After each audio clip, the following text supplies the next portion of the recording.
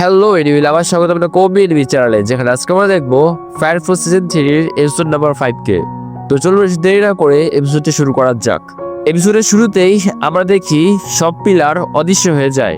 শিন্ডা বলে, মানবতার নায়ককে আমরা দানবের মতো চিহ্নিত করেছি। এখন সে দানবের মতো ইমেজের সাথে বাকিদের মেরে ফেলেছে এবং নায়কের বীজকে ধ্বংস করে দিয়েছে। এখন শুধু আমাতারাসুকে অ্যাক্টিভেট করতে হবে। গড়টি একটি জ্বলন্ত তারা হয়ে যাবে। মানবতার নায়ক এখন শেষ হয়ে যাবে। সিন কাট হয়। আমরা দেখি টোকিও এম্পায়ারের ব্যারাক আউট হয়ে গেছে এবং অনেক ইনফার্নাল দেখা দিতে শুরু করেছে। অন্যদিকে টিমমেট শিনরা এবং আইরিসের অদৃশ্য হয়ে যাওয়ার জন্য দলের সদস্যরা চিন্তা করছে। তাওয়াকে জিজ্ঞাসা করে শিনরা একটি ফিলার ছিল, তা অদৃশ্য হওয়া মানা যায়, কিন্তু আইরিস কেন অদৃশ্য হলো? তখন লিড বলে, এর অর্থ স্পষ্ট, আইরিস হলো অষ্টম ফিলার।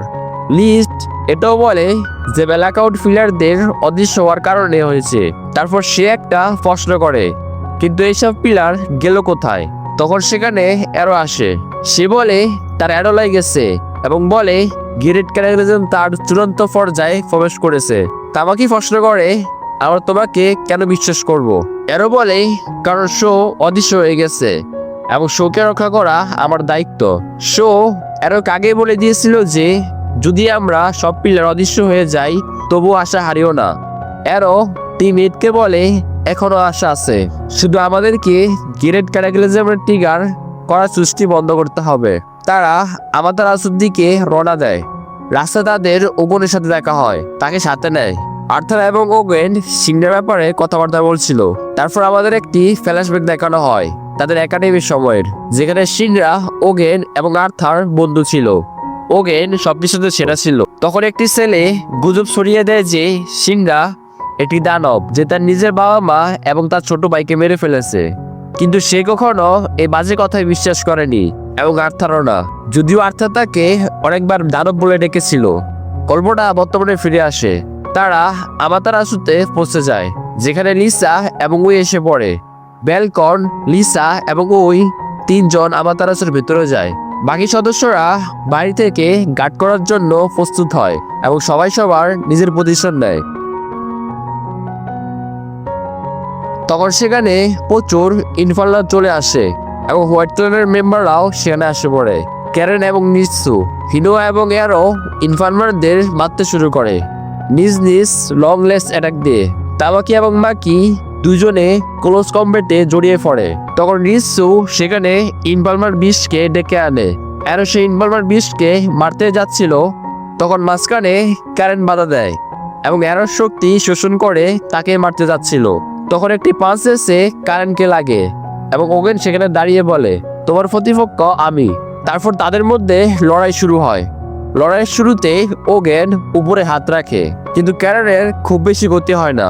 সে প্রায় সব অ্যাটাক শোষণ করে নেয় এবং তারপর আবার তাদের লড়াই শুরু হয়। কারেন তার সঞ্চিত শক্তি রিলিজ করতে শুরু করে।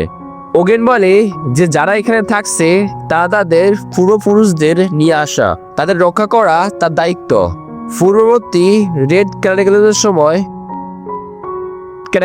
সময় আমার পূর্বপুরুষরা জাহাজের ক্যাপ্টেন ছিলেন। তারা সেই জাহাজে সবাইকে জায়গা দিয়েছিলেন, জাতি এবং সামাজিক অবস্থায় নির্বিশেষে। আমি ফায়ার সোলজার সে দায়িত্ব নেওয়ার জন্য তৈরি, তাদের অটো এম্পায়ারের লোকদের রক্ষা করার জন্য। ওগেন ফেমিলি এম্পায়ার ব্যবহার করে কারেনকে ফাঁস করতে যায়, কিন্তু ক্যারেন তা এড়িয়ে যায় এবং ওগেনকে মাটিতে ফেলে এক বিশাল পরিমাণ সঞ্চিত শক্তি রিলিজ করে। ক্যারেন মনে করে ওগেন শেষ হয়ে গেছে এবং সে পেছনে ঘোরে। তখন আওয়াজ আসে, আমি এখনো এখানে আছি। ওগেন সোজা এসে ক্যারেনের হাতে অ্যাটাক করে, কিন্তু সে এটাকে শোষণ করে নেয় এবং একটি শক্তিশালী কাউন্টার অ্যাটাক করে। যদি সে কাউকে একা হারাতে না পারে তাহলে সে টিম আপ করবে। তারপর সে সিন্ডার সাথে বাস্কেটবল খেলতে শুরু করে। ওগেন আবার দাঁড়িয়ে ওঠে এবং তার ফিলিং শেষ হয়ে যায়, কিন্তু তবুও সে আক্রমণ করার জন্য প্রস্তুত। ক্যারেন তাকে সুযোগ দেয় না, সে লাগাতার তাকে ফাঁস করতে থাকে।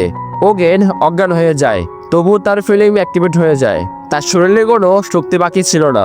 ক্যারেন তার মাথা ধরে তুলে দেয় এবং তারপর সে তীব্র শক্তিশালী বিম তৈরি করে তাকে মারার জন্য। ওগেন বলে, আমি একা নই, কারণ সে বিম দিয়ে ওগেনকে হিট করে। তখন কারণের মুখ থেকে রক্ত বেরোতে শুরু করে, তার পেটের পাশে একটি ছিদ্র হয়ে যায়। আমরা দেখি হিরোয়া তাকে গুলি করে দিয়েছে এবং এখানে এপিসোডটি শেষ হয়ে যায়। তো বন্ধুরা, তোমাদের ভিডিওটি কেমন লাগলো? যদি ভালো লেগে থাকে তাহলে চ্যানেলকে লাইক এবং সাবস্ক্রাইব করে রাখো। তো নগর মধ্যে দেখা করবো, ততদিন পর্যন্ত বিদায়।